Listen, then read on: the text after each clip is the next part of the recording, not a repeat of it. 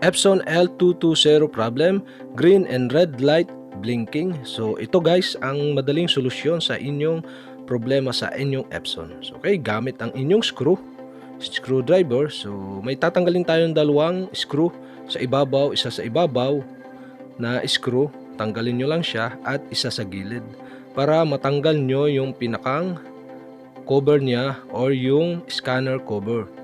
So yung dalawa lang tornilyo ang tatanggalin nyo. So kapag natanggal nyo na yung dalawang tornilyo, dito na tayo, i-visual nyo na yung lahat ng connector or connection ng inyong printer sa loob. So okay, dito sa problema na to, ang nakaproblema is itong ribbon wire na may kulay blue.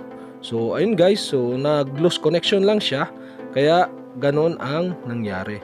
So ayun, kaya naman ating chinek up natin ang lahat ng connection at may nakita tayo isang nag-loose at yun ang dahilan kung bakit nagkaroon ng green at red blinking sa inyong Epson L220.